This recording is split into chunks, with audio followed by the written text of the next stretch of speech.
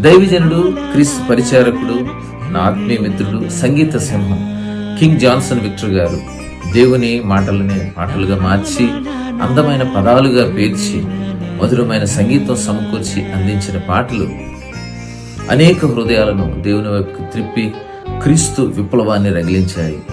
ఆయన రచించి స్వరపరిచి సంగీత ప్రపంచానికి అందించిన ఎన్నో పాటలు ఇప్పుడు ప్లే స్టోర్లో BOUI మ్యూజిక్ యాప్ 3.0లో అందుబాటులో ఉన్నాయి.